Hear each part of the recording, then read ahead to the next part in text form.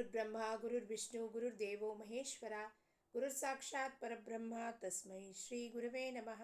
ಚಿದಂಬರ ನಮಸ್ತೇಸ್ತು ಚಿಂತಿತಾರ್ಥ ಪ್ರದಾಯಿನೇ ಔದುಂಬರ ಸದಾ ವಾಸ ಚಿದಂಬರ ನಮೋಸ್ತುತೆ. ಎಲ್ಲ ಆತ್ಮಜ್ಯೋತಿಗಳಿಗೆ ಸಾಷ್ಟಾಂಗ ಪ್ರಣಾಮ. ಇಂದಿನ ನಾಮಪರ ಅಭಂಗವನ್ನು ನೋಡೋಣ. ರಾಜಾರಾಮ್ ಮಹಾರಾಜರು ಏನು ಹೇಳ್ತಾರಪ್ಪ, ಯಾರ ಮನಸ್ಸು ನಾಮದಲ್ಲಿ ಸಂಪೂರ್ಣವಾಗಿ ಕಲರ್ಫುಲ್ ಆಗೋಗಿದೆಯೋ, ಅಂದರೆ ಆ ಮುಳುಗೋಗಿದ್ದಾನೋ, ಆ ಬಣ್ಣದಲ್ಲಿ, ನಾಮದ ಬಣ್ಣದಲ್ಲಿ ಯಾರು ಮುಳುಗೋಗಿದ್ದಾನೋ ತ್ರಿಭುವನದಲ್ಲಿ ಅವನೇ ಪವಿತ್ರ ಆತ್ಮ ಅಂತ ಹೇಳ್ತಾರೆ. ಯಾವ ಥರವಾದ ಕಷ್ಟಪಡೋದು ಅವಶ್ಯಕತೆ ಇಲ್ಲ. ಆ ನಾಮ ಹೆಂಗಿದೆಯಪ್ಪ, ಫ್ರೀ ಇದೆ, ಯಾವಾಗಲೂ ನಮ್ಮ ಜೊತೆಗಿರುತ್ತೆ, ನಮ್ಮ ಒಳಗಿದೆ. 24 ಗಂಟೆಗಳ ಕಾಲ ನಮ್ಮ ಒಳಗಿದೆ, ನಮ್ಮ ಹತ್ರ ಇದೆ. ಅದನ್ನು ತಗೊಳ್ತಾ ಹೋದರೆ ಏನಾಗತ್ತಪ್ಪ, ಮನಸ್ಸು ಶುದ್ಧ ಆಗತ್ತೆ, ಅಂತಃಕರಣ ಶುದ್ಧ ಆಗತ್ತೆ. ನಮಗೆ ಜ್ಞಾನ, ಭಕ್ತಿ, ವೈರಾಗ್ಯ ಮುಂತಾದ ಏನೇನು ಅದ್ರ ಬಗ್ಗೆ ತಿಳ್ಕೊಬೇಕಾಗಿದೆ ಅದೆಲ್ಲ ಒಂದು ನಾಮವನ್ನೇ. ನಾಮ ಹೆಂಗಿದೆಯಪ್ಪ, ಬೀಜ ರೂಪದಲ್ಲಿದೆ. ಆ ನಾಮ ಏನಿದೆ ಅದು ಬೀಜ ರೂಪದಲ್ಲಿದೆ. ಆ ಬೀಜದ ದೊಡ್ಡ ವೃಕ್ಷ ಇದೆ, ಅದರ ಹಣ್ಣು ಹೂವು ಎಲ್ಲ ಬಿಡುತ್ತೆ. ಹಣ್ಣು ಹೂವು ಅಂದರೆ ಏನ್ರಿ, ನಮ್ದು ಮುಕ್ತಿ, ಎಲ್ಲ ಥರದ ಮುಕ್ತಿ ಏನಿದೆಯೋ, ಸಾರೂಪ್ಯ, ಸಾಲೋಕ್ಯ, ಸಾಯುಜ್ಯ, ಸಾಮೀಪ್ಯ, ಇವೆಲ್ಲವೂ ಆ ದೊಡ್ಡ ವೃಕ್ಷದಲ್ಲಿ ಎಲ್ಲ ಹೂವು ಹಣ್ಣು ಬಿಡೋದು ಎಲ್ಲವೂ ಫಲ ಇದೆ. ಆದರೆ ಅದೆಲ್ಲ ಎಲ್ಲಿದೆ, ಆ ಒಂದು ಬೀಜ, ಆ ನಾಮ ಬೀಜದಲ್ಲಿ ಅಷ್ಟು ದೊಡ್ಡ ವೃಕ್ಷ ಇದೆ, ಫಲ ಇದೆ, ಎಲ್ಲ ಪರಿಪೂರ್ಣವಾಗಿದೆ. ಆ ನಾಮ ತಗೊಂಡ್ರೆ ಅದರ ಫಲ ಏನು ಸಿಗತ್ತೆ ನಮಗೆ, ಭಕ್ತಿ, ಪ್ರೇಮ, ಜ್ಞಾನ, ವೈರಾಗ್ಯ, ಭಗವಂತನ ಮೇಲೆ ನಿಷ್ಠ, ಶ್ರದ್ಧಾ, ಇವೆಲ್ಲವೂ ಆ ನಾಮ ತಿಳಿಸ್ಕೊಳ್ತಾ ಹೋಗುತ್ತೆ. ಅದರ ಮೇಲೆ ಸತ್ಸಂಗ ಕರ್ಕೊಂಡು ಹೋಗುತ್ತೆ, ಸತ್ಸಂಗಲ್ಲಿ ಕೂಡಿಸತ್ತೆ, ಮನಸ್ಸು ಏಕಾಗ್ರ ಮಾಡುತ್ತೆ, ಧ್ಯಾನ ಮಾಡಿಸುತ್ತೆ, ಎಲ್ಲವೂ ನಾಮನೇ ಮಾಡಿಬಿಡುತ್ತೆ. ಯಾಕೆಂದರೆ ಅದು ಫುಕಾಚೆ ಇದೆ, ಫ್ರೀ ಆಫ್ ಕಾಸ್ಟ್. ಅದಕ್ಕೇನು ನಾವು ದುಡ್ಡು ಕಟ್ಟಬೇಕಾಗಿಲ್ಲ, ಎಲ್ಲೂ ಹೋಗಿ ಪಡ್ಕೋಬೇಕಾಗಿಲ್ಲ, ಅದಕ್ಕೋಸ್ಕರ ಕೋರ್ಸ್ ಮಾಡಬೇಕಾಗಿಲ್ಲ. ಅವನು ಒಳಗಿದ್ದಾನೆ ಅನ್ನೋದಕ್ಕೆ ಯಾವ ಕೋರ್ಸ್ ಮಾಡಬೇಕಾಗಿದೆ. ಮೂಗು ಹಿಡ್ಕೊಂಡು ಕೂತ್ಕೊಳ್ರಿ, ಕಣ್ಣು ಹಿಡ್ಕೊಂಡು ಕೂತ್ಕೊಳ್ರಿ, ಈ ಕಣ್ಣು ಮುಚ್ಕೊಂಡು ಕೂತ್ಕೊಳ್ರಿ, ಕಾಡಿಗೆ ಹೋಗ್ರಿ, ಕ್ರ್ಯಾಶ್ ಕೋರ್ಸ್ ಮಾಡಿರಿ, 6 ತಿಂಗಳು ಕೋರ್ಸ್ ಮಾಡಿರಿ, ಏನು ಕೋರ್ಸ್ ಮಾಡಬೇಕಾಗಿದೆ, ಯಾವ ಡಿಗ್ರಿ ಹಾಸಿಲ್ ಮಾಡಬೇಕಾಗಿದೆ. ಒಳಗಿಲ್ಲಿದ್ದಾನೆಪ್ಪ ಅಂತ ಒಮ್ಮೆ ಬಂದು ಸದ್ಗುರು ಹೇಳ್ದ, ಇಲ್ಲಿ ಒಳಗಿದ್ದಾನೆ ಅಂದರೆ ಮುಗೀತು ಕತೆ. ಅಲ್ಲಿ ನೀನೇ ಅವನು ಸ್ವರೂಪ ಹೊಂದಿದ್ಯಾ ಅಂತ ಹೇಳಿದ್ರೆ ಮುಗೀತು ಕತೆ. ಅದನ್ನು ಏನು ಕೋರ್ಸ್ ಮಾಡಿ ಕಲ್ತ್ಕೋಬೇಕಾಗಿದೆಯಾ, ಅಥವಾ ನಮ್ಮ ಮನೆ ಮುಂದೆ ಇನ್ನೊಂದಿಷ್ಟು ಡಿಗ್ರಿ ಹಚ್ಕೋಬೇಕಾಗಿದೆಯಾ? ನಮಗೆ ಏನೂ ಇಲ್ಲ, ಬಹಳ ಸುಲಭವಾಗಿದೆ. ಭಗವಂತನ ಪಡ್ಕೊಳ್ಳೋದು ಬಹಳ ಸುಲಭ ಇದೆ. ಆದರೆ ನಮ್ಮ ಮನಸ್ಸು ಇಂಥದ್ದು ಯಾವುದೂ ಸುಲಭವಾಗಿರೋದು ಮಾತನ್ನು ಒಪ್ಕೊಳ್ಳೋದಿಲ್ಲ. ಒಬ್ಬ ಡಾಕ್ಟ್ರ್ ಹತ್ರ ಹೋಗ್ತೀವಿ, ಅವ್ನು ಹೇಳ್ತಾನೆ ನಿಮ್ಗೇನೂ ಆಗಿಲ್ಲರಿ, ನಿಮಗೆ ನಿದ್ದೆ ಯಾಕೆ ಬರ್ತಿಲ್ಲ ಅಂದರೆ ಭಾಳ ವಿಚಾರ ಮಾಡ್ತೀರ, ವಿಚಾರ ಬಿಟ್ಬಿಡ್ರಿ, ಚಲೋ ನಿದ್ದೆ ಬರುತ್ತೆ. ಅವಾಗ ನಾವೇನಂತೀವಿ, ಈ ಡಾಕ್ಟರ್ ಚಲೋ ಇಲ್ಲ, ನನಗೆ ಅವನೇನೋ ಔಷಧಿನೇ ಕೊಡಲಿಲ್ಲ. ನಿಮಗೇನೂ ಆಗಿಲ್ಲಪ್ಪ, ಸುಮ್ಮನೆ ವಿಚಾರ ಎಲ್ಲ ತೆಗೆದು ಹಾಕಿರಿ, ಸುಮ್ಮನೆ ಮಲ್ಕೊಡ್ರಿ, ನಿದ್ದೆ ಬರುತ್ತೆ ಅಂದರೆ ಇಲ್ಲರಿ ಈ ಡಾಕ್ಟ್ರೇ ಸರಿ ಇಲ್ಲ, ಇನ್ನೊಬ್ಬ ಡಾಕ್ಟ್ರ್ ಹತ್ರ ಹೋಗ್ತೀರ, ಅವ್ರು ಒಂದು ಲಿಸ್ಟ್ ಗುಳಿಗೆ ಬರ್ಕೊಡ್ತಾನೆ, ಹಾಂ ಈ ಡಾಕ್ಟ್ರ್ ಭಾಳ ಚಲೋ ಇದ್ದಾನೆ. ಯಾವ ಸಂತ ಸತ್ಪುರುಷ ನಮಗೆ ನಾಮಸ್ಮರಣೆ ಮಾಡಿರಿ ನಿಮ್ಮ ಉದ್ಧಾರ ಆಗೋಗುತ್ತೆ ಅಂದರೆ ಅವ್ನು ಸರಿ ಇಲ್ಲ, ಗುರು ಸರಿ ಇಲ್ಲ, ಅವನನ್ನು ಬಿಟ್ಟು ಇನ್ನೊಬ್ಬರ ಹತ್ರ ಹೋಗೋದು. ಯಾಕಪ್ಪ, ಅವನೇನೋ ಅನ್ನಿ ಹಿಂಗೆ ಜಾದು ಮಾಡಿ ತೋರಿಸೋದನ್ನೇ, ಹಾಂ ಇವನು ಸರಿ ಇದ್ದಾನಪ್ಪ, ಇವನು ಜಾದು ಮಾಡಿ ತೋರಿಸ್ದ, ನಮ್ಮ ಪ್ರಾಬ್ಲಮ್ ಸಾಲ್ವ್ ಮಾಡ್ದ ಅಂತ. ಅದು ಅಲ್ಲ ಮಾತು. ನಾಮಸ್ಮರಣೆ ಹೊರತಾಗಿ ಇನ್ಯಾವ ಉಪಾಯವೂ ಇಲ್ಲ.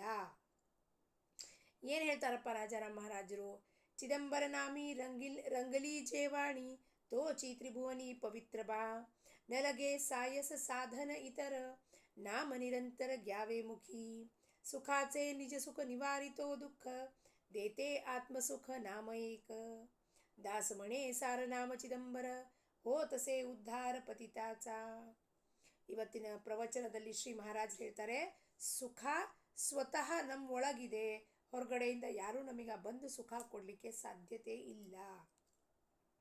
ಯಾರೇ ನಮ್ಮ ಹತ್ರ ಜನ ಬರಲಿ, ನಾವು ಯಾರ್ದಾರು ಮನೆಗೆ ಹೋಗೋಣ, ಒಂದು ವಿಷಯ ವಸ್ತು ತಗೊಳ್ಳೋಣ, ಆ ಸುಖ ಏನಿದೆಯೋ ಅದರ ಮೇಲ್ಗಡೆ ನಮ್ಮ ಸುಖ ಆನಂದ ಅವಲಂಬಿತ ಇದೆ, ಅದ್ರ ಭ್ರಮೆ ಅದು. ಆ ವಸ್ತುನೇ ಅಶಾಶ್ವತ ಇದ್ಮೇಲೆ ನಮ್ಮ ಮನೆಗೆ ಯಾರೋ ಪಾರ್ಟಿಗೆ ಬರ್ತಾರೆ, ಬರ್ಡೇ ಪಾರ್ಟಿ, ಆ್ಯನಿವರ್ಸರಿ, ಅದು ಇದು ಎಲ್ಲ ಹಬ್ಬ ಹುಣ್ಣಿಮೆ ಹರಿವಿ ಬರ್ತಾರೆ. ಅವ್ರು ಎಷ್ಟೊತ್ತಿರ್ತಾರೆ ರೀ, ಅಲ್ಲಿ ತನಕ ನಾವು ಅವ್ರ ಜೊತೆ ನಗನಗ್ತಾ ಇರ್ತೀವಿ.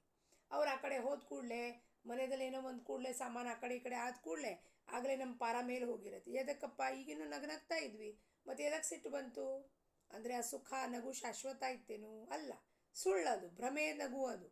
ಯಾರೋ ಬಂದು ಕೀ ಕೊಟ್ಟು ಗೊಂಬೆ ಥರ ನಮ್ಮ ನಗಿಸ್ತಾರೆ, ಬರ್ತಾರೆ, ನಗ್ತೀವಿ. ಆ ಸುಖ ಪರಾವಲಂಬಿ ಇದೆ. ನಮ್ಮ ನೆಗೆಣ್ಣಿ ನಮಗೆ ಭಾಳ ಒಳ್ಳೆ ಚಲೋ ಸೀರೆ ತಂದು ಕೊಟ್ಲು, ವಾ ವಾ ವಾ ವಾ ನೆಗೆಣ್ಣಿ ಎಷ್ಟು ಚಲೋ ಇದ್ದಾಳೆ, ಆ ಕ್ಷಣಕ್ಕೆ ನೆಗಳಿ ಚಲೋ ಕಾಣಿಸ್ತಾಳೆ. ನಾಳೆ ಆಕಿ ಎರಡು ಮಾತು ಅಂದ ಕೂಡಲೇ ಹಾಗೆ ನೆಗಣಿಗೆ ಬ್ಲ್ಯಾಕ್ ಲಿಸ್ಟ್ ಆಗೋಗಿರ್ತಾಳೆ. ಆಕಿ ಕೆಟ್ಟೋಳಿದಾಳ್ರಿ, ಭಾಳ ಕೆಟ್ಟೋಳಿದಾಳ್ರಿ, ಆಕಿ ಹಿಂಗೆ ಮಾತಾಡ್ಬಿಟ್ಲು ನನಗೆ ಅಂದರೆ ಅದು ಸುಳ್ಳಿತ್ತು. ಸೀರೆ ಕೊಟ್ಟಿದ್ದು ಸುಳ್ಳಿತ್ತು, ಆ ಸುಖನೂ ಸುಳ್ಳು. ಇವತ್ತು ಆಕಿ ಬೈದಿದ್ದು ಸುಳ್ಳು. ये भी सच नहीं है, वो भी सच नहीं है, मैं जो हूँ अंदर वही केवल सच है. परमात्मा परब्रह्म स्वरूप जो अंदर बैठा हुआ है वही सच है, बाकी सब झूठ है. दृश्य जगत को दिखने वाला सभी चीज झूठ है. न लागे सायस साधन इतर ನಾಮ ನಿರಂತರ ಗ್ಯಾವೆ ಮುಖಿ. ಯಾವ ಸಾಧನೆ ಮಾಡೋದು ಬೇಕಾಗಿಲ್ಲ. ಕಷ್ಟಪಟ್ಟು ಕಾಡಲ್ಲಿ ಹೋಗಿ ನಾನು 2 ತಿಂಗಳು ಕೋರ್ಸ್ ಮಾಡ್ತೀನಿ ರೀ, ಅಲ್ಲೆಲ್ಲೋ ಜಂಗಲ್ನಲ್ಲಿ ಯಾವುದೋ ಒಂದು ಆಶ್ರಮ ಇದೆಯಂತ್ರಿ, ಅಲ್ಲಿ ಹಿಂಗಿದೇನ್ರಿ ಹಂಗಿದೇನ್ರಿ, ಎಲ್ಲೂ ಹೋಗೋದು ಅವಶ್ಯಕತೆ ಇಲ್ಲ. ನಮ್ಮ ಮನೆಯೇ ನಮ್ಮ ಆಶ್ರಮ ಆಗಬೇಕು. ಮನೆಯೇ ಮಂತ್ರಾಲಯ, ಮನಸ್ಸೇ ಸುಖ ಸಾಧನ. ಮನೆಯೇ ನಮ್ಮ ಮನೆ, ಈ ದೇಹನೇ ಮಂತ್ರಾಲಯ ಆಗ್ಬಿಡ್ಬೇಕು, ಪಂಡ್ರಾಪುರ ಆಗ್ಬಿಡ್ಬೇಕು. ಒಳಗೆ ಯಾರು ಕೂತಿದ್ದಾನೆ? ಪಾಂಡುರಂಗ್ ಕೂತಿದ್ದಾನೆ. ಅವ್ನು ಒಳಗೆ ಕೂತಿದ್ಮೇಲೆ ಅವನನ್ನು ಹೊರಗಡೆ ಎಲ್ಲೂ ಹುಡ್ಕೊಂಡು ಹೋಗಲಿ, ನಾನು ಇಲ್ಲೇ ಒಳಗೆ ಕೂತ್ಬಿಟ್ಟಿಯಾನವ, ಅವನನ್ನು ಹುಡ್ಕೊಂಡು ಎಲ್ಲೂ ಹೋಗಂಗಿಲ್ಲ. ಸದಾ ಕಾಲ ಅವನ ನಾಮ ಹೋಗುವಾಗ ಬರುವಾಗ ಕೂತಾಗ ನಿಂತಾಗ ಮಲಗಿದಾಗ ಎದ್ದಾಗ ಸದಾ ಸರ್ವದಾ ನಾಮ ತಗೊಳ್ತಾ ಹೋದರೆ ಸದಾ ನಿರಂತರ ಗ್ಯಾವೆ ಮುಖಿ. ಈ ಮುಖದಿಂದ ಇನ್ನೊಂದು ವಿಷಯ ಹೊರಲಿಕ್ಕೆ ಸಾಧ್ಯತೆಯೇ ಕೊಡಬಾರ್ದು.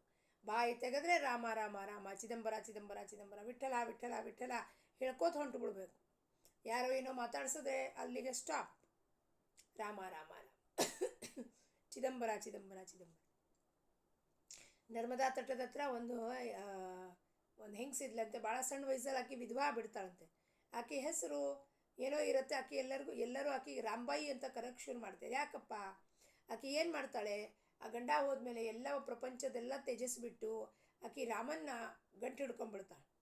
ಯಾರು ಏನು ಮಾತಾಡ್ಸಿದ್ರು ಒಂದು ಉತ್ತರ ಕೊಡ್ತಿರ್ಲಿಲ್ಲ ಆಕೆ. ರಾಮ್ ರಾಮ್ ರಾಮ ರಾಮ. ಅದಕ್ಕೆ ಆಕೆ ಹೆಸರು ರಾಂಬಾಯಿ ಅಂತ ಹೇಳ್ತಾರೆ. ಯಾರೇನಾದ್ರು ಕೇಳೋದು, ತರಕಾರಿ ತೊಗೊಳ್ಲಿಕ್ಕೆ ಹೋದ್ರೆ ಚೀಲ ಹಿಡ್ಕೊಳ್ಳೋದು, ಮುಂದೆ ಒಂದಷ್ಟು ತರಕಾರಿ ಹಾಕ್ಕೊಳ್ಳೋದು ಬರೋದು, ಏನು ಸಿಗುತ್ತೋ ತಿನ್ನೋದು ಇರೋದು, ಕೂತಾಗ ನಿಂತಾಗ ಯಾರು ಏನು ಮಾತಾಡ್ಸಿದ್ರು ರಾಮ್. ರಾಂಬಾಯಿ ಹೆಂಗಿದ್ದೀರಾ? ರಾಮ್. ಕೆಲಸ ಆಯ್ತಾ ರಾಂಬಾಯಿ? ರಾಮ್.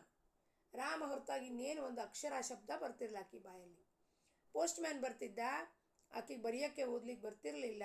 ಯಾರೋ ಪಾಪ ಬಡೂರಿದ್ದಾಳೆ ಈಕಿ ಅಂದ್ಬಿಟ್ಟು ಯಾರೋ ಪೋಸ್ಟಿಂದ ಯಾರೋ ದುಡ್ಡು ಕಳಿಸ್ತಿದ್ರು ಆಗಿನ ಕಾಲಕ್ಕೆ. ಆಕೆ ಠಪ್ಪ ಹೊಡಿತಿದ್ಲು. ಆ ಠಪ್ಪ ಹೊಡೆದ್ರೆ ಠಪ್ಪದಲ್ಲಿ ರಾಮ ಅಂತ ಅಚ್ಚು ಮೂಡ್ತಾ ಇತ್ತು. ಅಂದರೆ ಅವಳ ರಕ್ತದ ಕಣಕಣಗಳಲ್ಲಿ ರೋಮ ಛಿದ್ರಗಳಲ್ಲಿ ರಾಮ ಹೆಂಗೆ ಆವರಿಸ್ಕೊಂಡಿದ್ದ ಅಂದರೆ ಆಕೆ ಹೆಬ್ಬೆಟ್ಟು ಹೊತ್ತಿದ್ರೆ ರಾಮ ಅಂತ ಬರ್ತಿತ್ತು. ಎಂಥ ಅಗಾಧವಾದ ಭಕ್ತಿ ನೋಡ್ರಿ. ಅಂಥ ಭಕ್ತಿ ನಾವು ಮಾಡಬೇಕು. ಎಲ್ಲಿ? ನಮ್ಮ ಬಾಯಿಂದ ಚಿದಂಬರ. ಯಾರೇನೇ ಮಾತಾಡ್ಸಿದ್ರು ಚಿದಂಬರ, ಇನ್ನೊಬ್ಬರೇನು ಮಾತ್ಕೊಳ್ಳಿ ಚಿದಂಬರ ಚಿದಂಬರ. ಹಾಗಾದ್ರೆ ಕೆಲಸ ಹೆಂಗೆ ಮಾಡ್ಬೇಕ್ರಿ? ವ್ಯವಹಾರದ ಪೂರ್ತಿಗೆ ಮಾತಾಡಲೇಬೇಕು. ಹೂ ನನ್ನ ಹತ್ರ ಹೂ ತೊಗೊಳ್ಳುವಾಗ ನಾನು ಚಿದಂಬರ ಅಂದರೆ ಹೂನು ಅಂತಾನೆ, ಏನು ರೀ ಅಂತಾನೆ. ಹೂ ಕೊಡಪ್ಪ, ಹಾಂ ಆಯಿತು, ಎಷ್ಟು ದುಡ್ಡು ಕೊಡಬೇಕು? ಎಷ್ಟು ಆಯಿತು. ಮುಂದೆ ಗ್ರೋಸರಿ ಅಂಗಡಿಗೆ ಹೋಗ್ತೀವಿ, ಗ್ರೋಸರಿ ಎಲ್ಲ ತೊಗೋತೀವಿ, ಏನಿದೆಯೋ ಅದು ತೊಗೋತೀವಿ.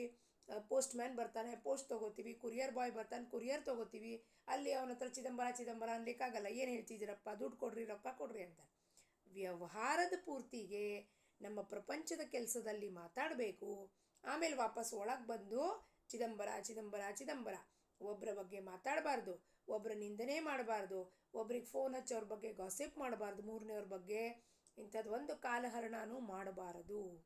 ನಾಮ ತೇಚಿ ಪಾಹೇಚಿ ಏನಿದೆಯಪ್ಪ, ನಾಮ ನಿರಂತರ ಘ್ಯಾವೇ ಮುಖಿ. ಮುಖದಲ್ಲಿ ಆ ಬಾಕಿ ಎಲ್ಲ ಸಮಯದಲ್ಲೂ ಚಿದಂಬರ ಚಿದಂಬರ ಚಿದಂಬರ ಚಿದಂಬರ ಚಿದಂಬರ. ಸುಖಾಚೆ ನಿಜ ಸುಖ ನಿವಾರಿತೆ ದುಃಖ. ಹೀಗೆ ನಮಗೆ ದುಃಖ ಇದೆ ಅಂತ ಭ್ರಾಂತಿ ಇದೆಯೋ, ಯಾರು ಕೇಳಿದ್ರೆ ಹೇಳ್ತಾರೆ ನಿಮಗೆ ಗೊತ್ತಿಲ್ಲರಿ ನಮಗೇನು ದುಃಖ ಇದೆ ಅಂತ. ನಿಮಗೆ ಯಾವ ದುಃಖವೂ ಇಲ್ಲ. ಮನಸ್ಸಿಗೆ ಭ್ರಾಂತಿ ಇದೆ ದುಃಖ ಇದೆ ಅಂತ. ಯಾವ ದುಃಖನೂ ಇಲ್ಲ. ಪರಮಾತ್ಮ ಆನಂದ ಸ್ವರೂಪ ಇದ್ದಾನೆ ಅಂದಮೇಲೆ ಪ್ರಪಂಚವನ್ನು ಅವನು ಆನಂದ ಸ್ವರೂಪ ಮಾಡಿದ್ದಾನೆ.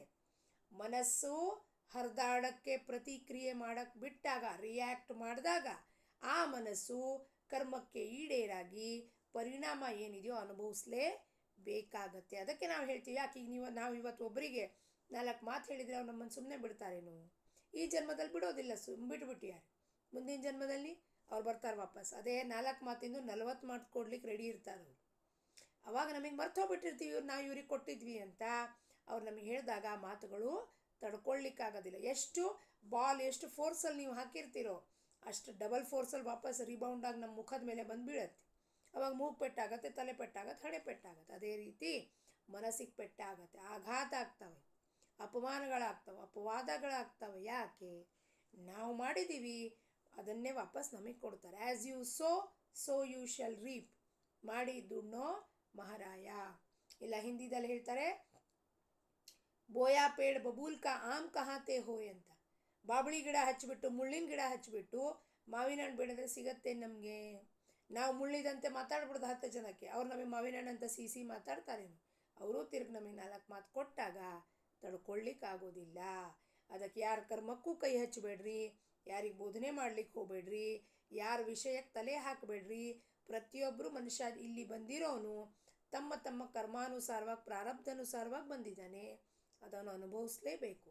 ನಮ್ಮದೇ ನಮ್ಮ ಕರ್ಮ ಬಿಡಿಸ್ಕೊಳ್ಳಿಕ್ಕೆ ಆಗ್ತಿದ್ದಿಲ್ಲ ಅಂತ ಇನ್ನು ಬೇರೆಯವ್ರಿಗೆ ಹೋಗಿ ಏನು ಬೋಧನೆ ಮಾಡೋದು? ನೀವು ಹಿಂಗಿರ್ರಿ, ಹಂಗಿರ್ರಿ, ಹಂಗೆ ಮಾಡಿರಿ, ಹಿಂಗೆ ಮಾಡಿರಿ ಅಂತ ಏನು ಹೇಳೋದು ನಾವು?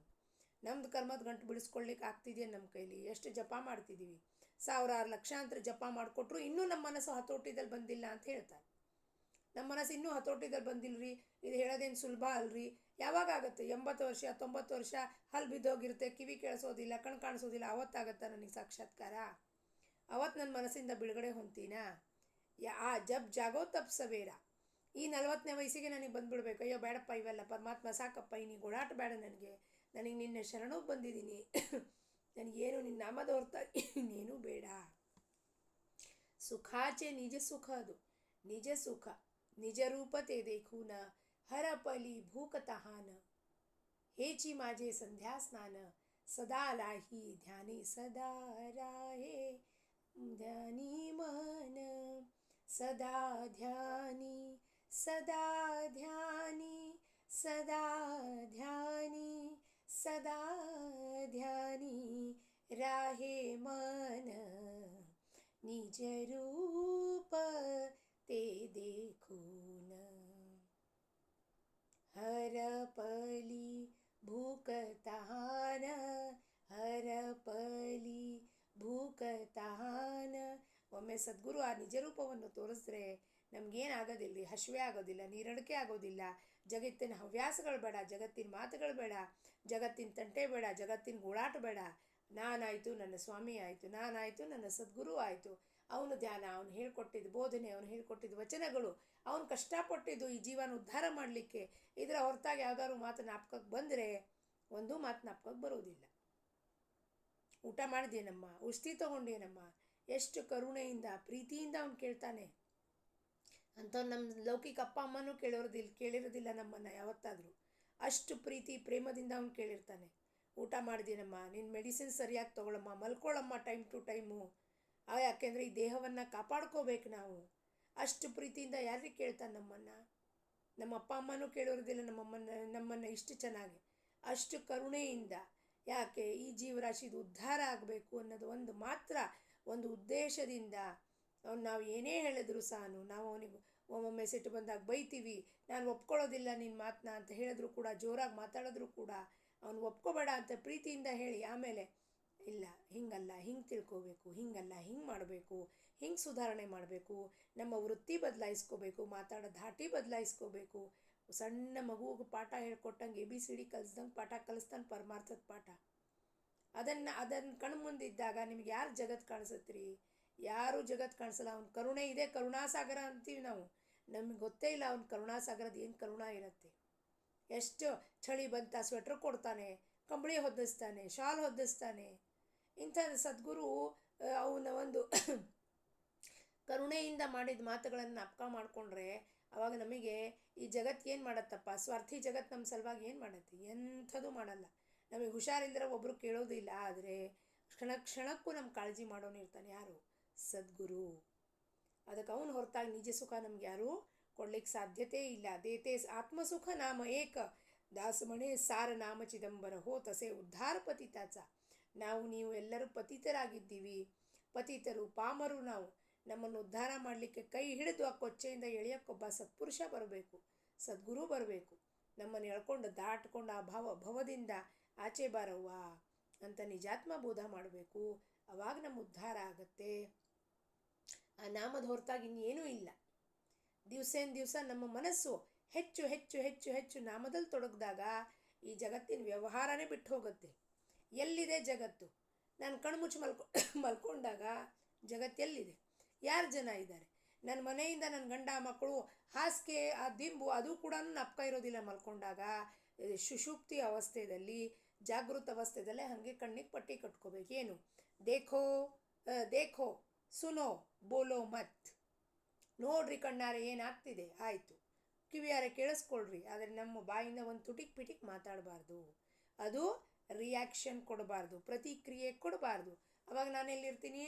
ನಾನು ನನ್ನ ಒಳಗೆ ಚಿದಂಬರನ ಜೊತೆಗೆ ಇರ್ತೀನಿ. ಇಲ್ಲ ಅಂದರೆ ಪ್ರತಿ ಕ್ಷಣ ಪ್ರತಿಕ್ರಿಯೆ ಕೊಟ್ಟಾಗ ದೀಪ ಆಚೆ ಬರ್ತಿರ್ತಾಳೆ, ದೀಪ ಜಗಳ ಮಾಡ್ತಾಳೆ, ದೀಪ ಎಲ್ಲರೊಡನೆ ಸಂಬಂಧ ಹಾಳು ಮಾಡ್ಕೋತಾಳೆ, ಕೂಗಾಡ್ತಾಳೆ. ಅವಳು 4 ಮಾತು ಹೇಳ್ತಾರೆ, ಜನ 4 ಮಾತು ಹೇಳ್ತಾರೆ. ಅಲ್ಲ ಟನ್ ಟನ್ ಟನ್ ಟನ್ ಭಾಂಡಿ 2 ಟನ್ ಅಂತಾವೆ. ಅದು ಪ್ರತಿಕ್ರಿಯೆ ಕೊಡುವ ದೀಪ. ಉಪಾಧಿ ಹಚ್ಕೊಂಡಿರೋದಕ್ಕೆ ದೇಹಕ್ಕೆ ದೀಪ ಇವೆಲ್ಲ ಕೆಲಸ ಮಾಡ್ತಾಳೆ. ಇಲ್ಲ ಅಂದರೆ ಯಾರ ಜೊತೆನೂ ತೆಗೆದು ಹಾಕ್ಕೊಳ್ಳೋಂಗಿಲ್ಲ, ಜಗತ್ತೇ ಬೇಕಾಗಿಲ್ಲ, ಸದ್ಗುರು ಹೊರತಾಗಿ ಇನ್ನೇನು ಬೇಕಾಗಿಲ್ಲ. ಹಂಗೆ ದೀಪ ಯಾವಾಗಲೂ ತನ್ನೊಳಗೆ ತಾನಿರ್ತಾಳೆ. ದೀಪನಿಗೆ ಡಿಸೈಡ್ ಮಾಡಬೇಕು, ದೀಪ ಸದ್ಗುರು ಚಿದಂಬರನ ಜೊತೆಗಿರಬೇಕು ಅಥವಾ ದೀಪ ಪ್ರತಿಕ್ರಿಯೆ ಕೊಡ್ತಾ ಇರಬೇಕು ಅನ್ನೋದು ದೀಪ ಡಿಸೈಡ್ ಮಾಡಬೇಕು. ಒಮ್ಮೆ ದೀಪ ಡಿಸೈಡ್ ಮಾಡಲ್ಲ, ನಿರ್ಧಾರ ಮಾಡಲ್ಲ, ಸದ್ಗುರು ಹೊರತಾಗಿ ಏನೂ ಬೇಕಾಗಿಲ್ಲ ಅಂದಾಗವಾಗ ಅಲ್ಲಿ ಯಾರ ಜೊತೆ ಮಾತು, ಕತೆ ಅಥವಾ ಗಾಸಿಪ್ಪು ಅದು ಇದು ಎಂಥದ್ದು ಬರೋದಿಲ್ಲ ಅಲ್ಲಿ. ಯಾಕೆಂದರೆ ಎಲ್ಲ ಕಡೆಯೂ ಸದ್ಗುರುನೇ ಕಾಣಿಸ್ತಿರ್ತಾನೆ, ಅವನ ಮಾತೇ ಕೇಳಿಸ್ತಿರುತ್ತೆ. ಅವ್ನು ಹೇಳಿದ ಬೋಧ ವಚನ, ಅವನು ಹಾಕ್ಕೊಟ್ಟಿದ್ದ ಹಾದಿ ಇವೆಲ್ಲ ಕೇಳಿಸ್ತಿರುವಾಗ ಬಾಕಿ ಜನದ ಮಾತು ಎಲ್ಲಿ ಕೇಳಿಸುತ್ತೆ ನಮಗೆ? ಯಾರು ಎಷ್ಟೇ ಏನೇ ಹೇಳ್ತಿದ್ರು ಸಹ ಏನೂ ಕಿವಿಗೆ ಹೋಗೇ ಇರೋದಿಲ್ಲ ಮಾತುಗಳು. ಆ ರೀತಿ ಸದ್ಗುರುನ ನಾವು ಗಟ್ಟಿಯಾಗಿ ಆ ನಾಮವನ್ನು ಗಟ್ಟಿಯಾಗಿ ಹಿಡ್ಕೊಂಡಾಗ ನಮ್ಮ ಉದ್ಧಾರ ಆಗತ್ತೆ. ಹೋತಸೆ ಉದ್ಧಾರ ಪತಿತಾಚ. ಅಭಂಗ ಪುಷ್ಪವನ್ನು ಸದ್ಗುರು ಚರಣಾರಕ್ಕೆ ಅರ್ಪಣೆ ಮಾಡುತ್ತಾ ಲೋಕ ಸಮಸ್ತ ಸುಖಿನೋ ಭವಂತು. ಜೈ ಚಿದಂಬರ.